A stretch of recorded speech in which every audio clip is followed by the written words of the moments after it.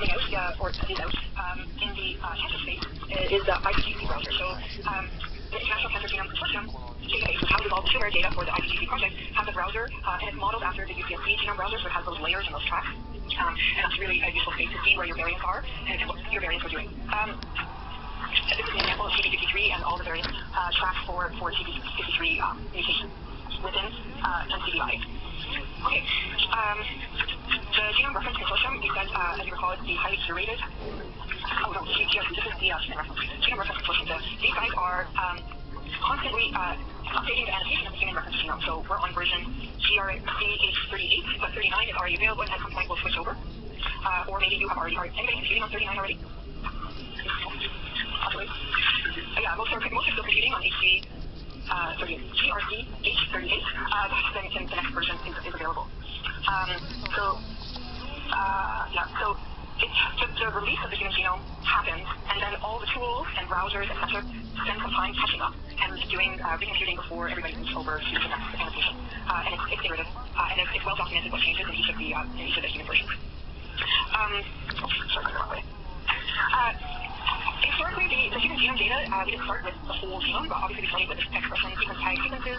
We moved to mapping and GWAS studies, etc. Then we, did eventually come up with the full human genome, same time in parallel, with all the sequence technology, high-throughput sequence technology coming out. You could start to think about doing tumor projects. So the PCGA had a pilot project, a 1,000 genomes project is happening. The pilot project for PCGA is successful, and they expand it out, and then the IPGC project comes on board. The IPGC project was October 2007. That was my first day at work. So it was a really interesting day because IPGC was just getting announced. We're going to in a moment, we'll talk about the differences between PCGA and IPGC. There's similarities and differences. But the cancer space didn't start with these big international projects. They obviously started with much smaller scale projects, looking at 18,000 genes, looking at 518 genes, but across more tumors, and then moving into sequencing data and doing full scale sequencing. So from these smaller projects, there were a couple of things that were critical to the current international project. And from the smaller scale projects, we learned that there is a lot of heterogeneity within a tumor and cross tumors. That there's a high rate of abnormalities, and that there needs to be some standard approaches to laboratory protocols if you're going to start to combine all of this data. So these were sort of, from those earlier projects, those were some of the lessons that were learned that fed into the bigger international projects that they got off, I think, on a much better footing than would otherwise have been possible. So the International Cancer Genome Consortium, and it's sort of my first day at work, its goal was to collect 500 tumor normal pairs from each of 50 different tumor types. So it works out to 25,000 sequences. That's quite huge. So it's an enormous undertaking. And the intent was to be comprehensive on that sequence, to look at the genome, the transcriptome, the methyl, and incorporate the clinical data. And underscoring all of that was to make it available internationally. If it was an international project, and Japan is contributing and Spain is contributing, then they're contributing their part, but they wanted to fuse across everything. So it set up this rationale. Pool our resources, really, and do it all together as opposed to doing it individually. It makes for a better end value. So you're not just doing 10 pancreatic, you might have 500 pancreatic. And if everything is done in a standard uniform format, then you can gain more confidence that the sequence that was done in Spain is the sequence that was done in Vancouver, etc. So this is the rationale for the IPGC. And these are the kinds of things that were put into the IPGC project. What tumor are you looking at, what patient, information about the sample collection, information about how the sample is extracted, information about the sequence, about the analysis on that sequence, and then information about the interpretation. We'll go through some of those. In its current point in December 2015, there are 85 projects across 18 countries, jurisdictions, I say jurisdictions because some countries have 2 locations, and we're covering 42 of the 50 cancer types that were set out. Currently there are 15,000 donors. And at this point I think probably much of our research can be done without those donors, so those donors are to be applauded for their participation in the study. IPGC undergoes data releases twice a year, and we just had a release and another release coming up. But this is the growth of the data within the IPGC database. The URL for IPGC and highlighting all of its current 42 projects. Canada participates in at least 2. Heather, maybe correct me if I'm wrong. I know we do pancreatic and we do breast, but I'm not sure if we do any other projects from Canada too. I can look that up. Prostate is okay.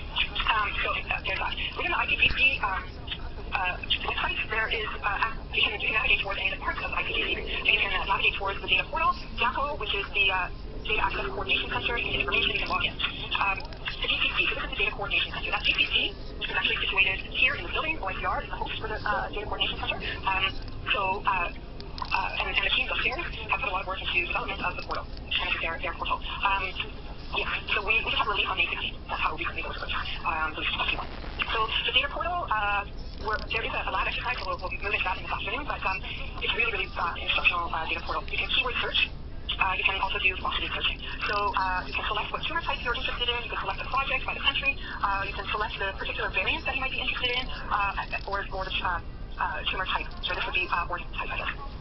This is a display of the somatic mutation rate across selected projects. So projects over on the left-hand side have less frequency of mutations, and projects on the right-hand side have a higher frequency of mutations. It's a really interesting way to see how different tumors have different mutation rates.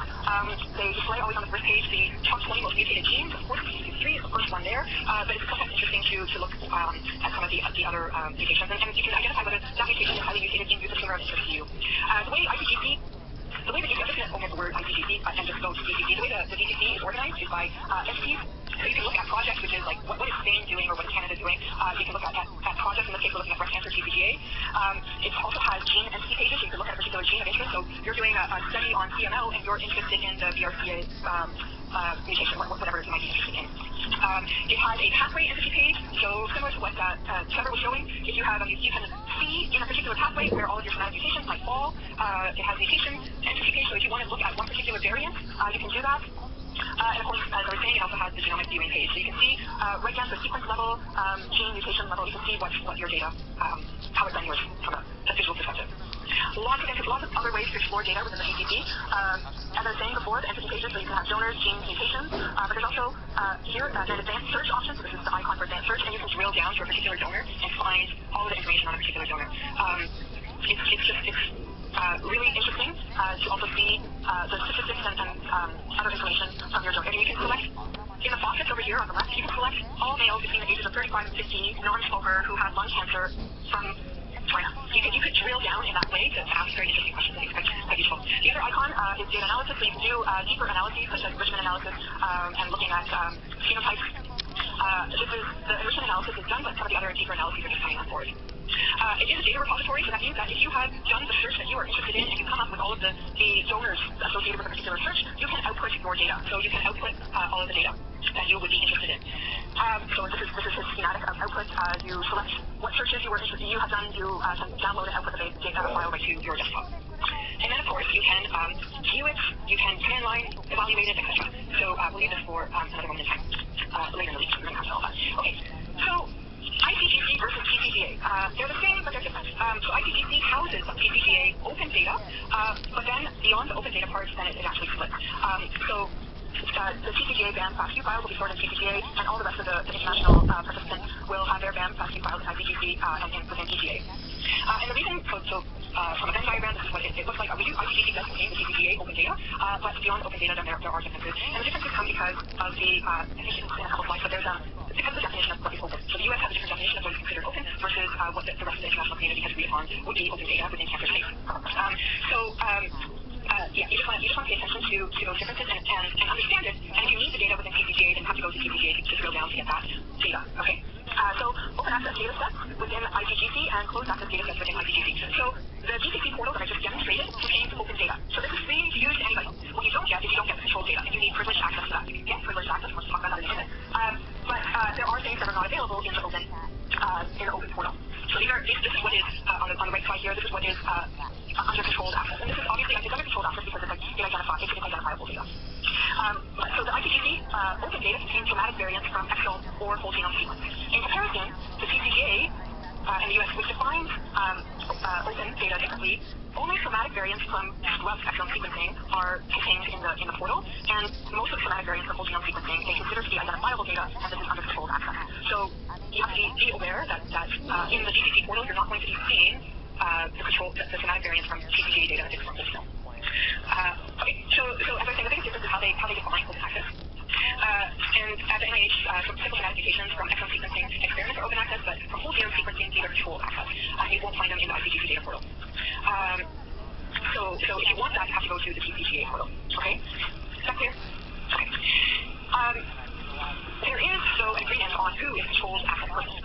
So the IPGC and the TCGA have agreed that you have to keep all of your computer systems where the controlled access data resides. It must be up to date with security protocols and software patches, etc., so that it cannot be hacked.